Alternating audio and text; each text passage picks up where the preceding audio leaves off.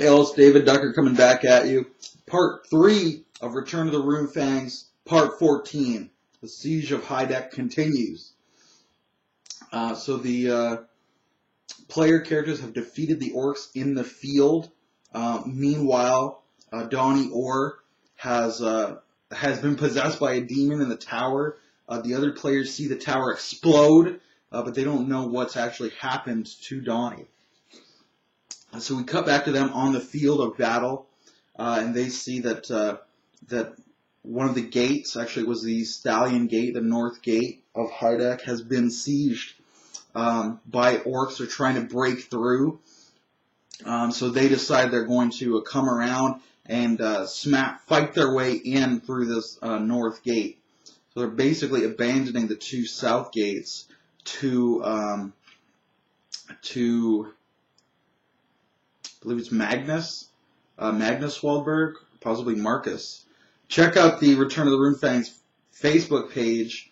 Get his proper name and his character portrait. Because all the important NPCs have portraits. They're all named. You can even see the map of the local area. You can see where Heideck is.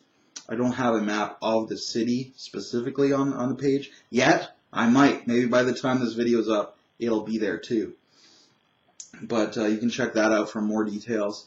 So they come into the Stallion Gate. They rally their forces. Now they've got Baron Ramsay's bannermen, as well as the Order of the Black Bear with Johannes Bear and Jacob von Seitler, his lieutenant. So they come around and they charge the orc positions. The orcs have trolls on the gate. They have trolls. And then as they see the players coming, they form a shield wall facing outward while the trolls are still trying to batter their way in. So thanks to some good reconnaissance by Sir Blaine, who's remounted at this point, they also noticed some boar riders probably retreated beyond their vision around the wall of the city. The city's this big round wall. So as the players are coming in, the Boar Knights go away. So when the players are engaged, the Boar Knights can flank them. But at least that's what Sir Blaine thinks is going to happen, because he sees the Boar Knights retreating. And why would they retreat if not to come back and smash them? Now he has very high ranks in warfare and awareness to deduce all of this.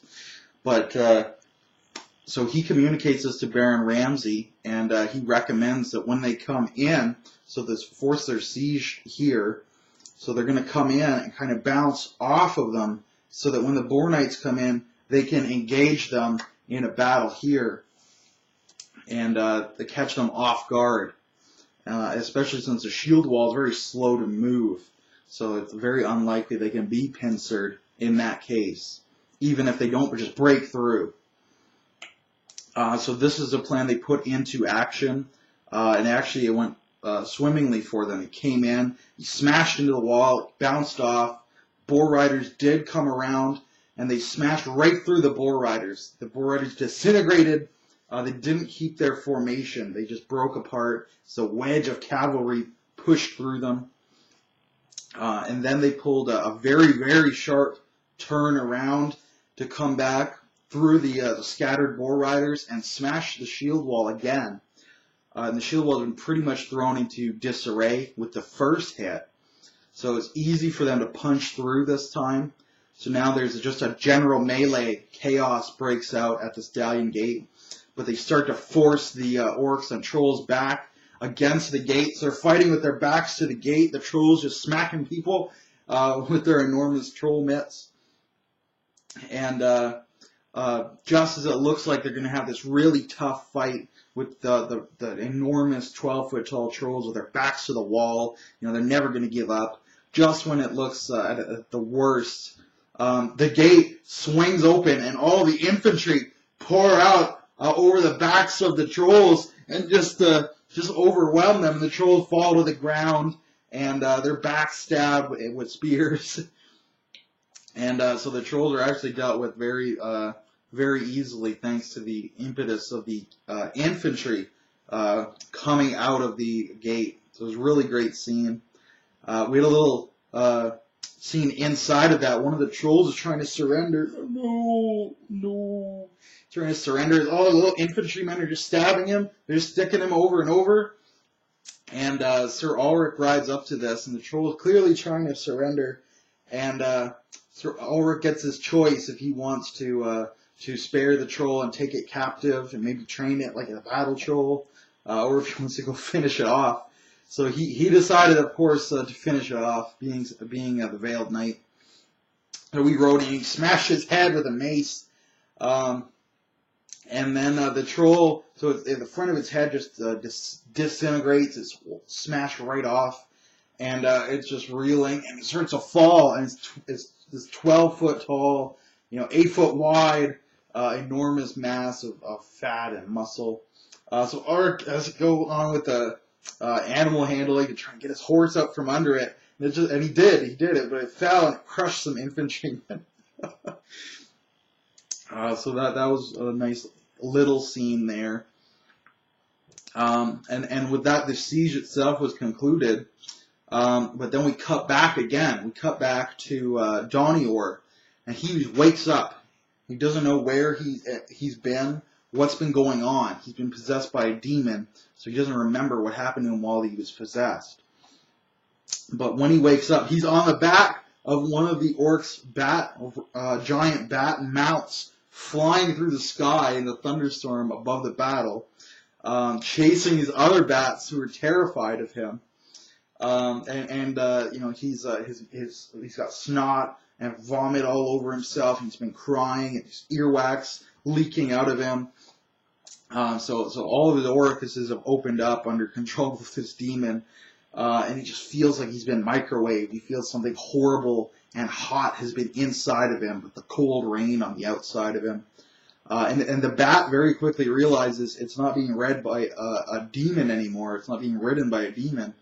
So it starts to test him. It starts to try to shake him off a little bit. So he had to roll some animal handling. And Donnie is not a very good, wrangler. So the bat just starts getting more and more violent, trying to shake him off of it. And he's just hanging on. He just loops his arms through the saddle so that he can't be thrown off. And he's just hanging on for dear life. And of course, eventually the bat did throw him off. And he's falling through the sky. But this angelic figure comes flying down out of the clouds with these vast white wings.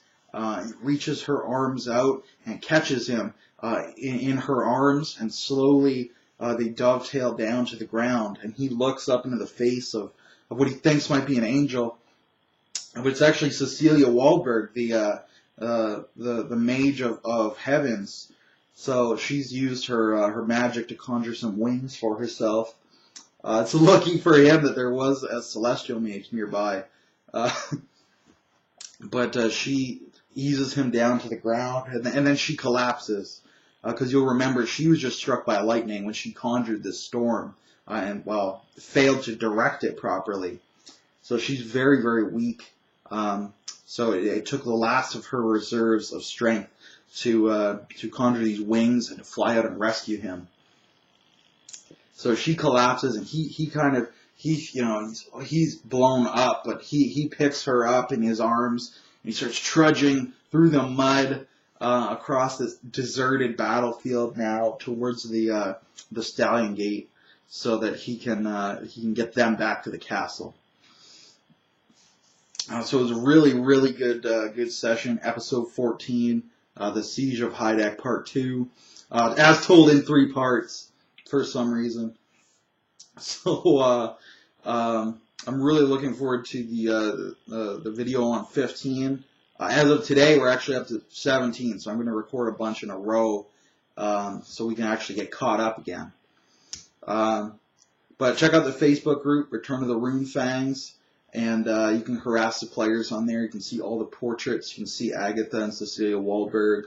You can see Johannes Baer and Jacob von Zeitler, what they look like. You can see the map of the Heideck region. And I'm going to be coming back to you real soon with episode 15.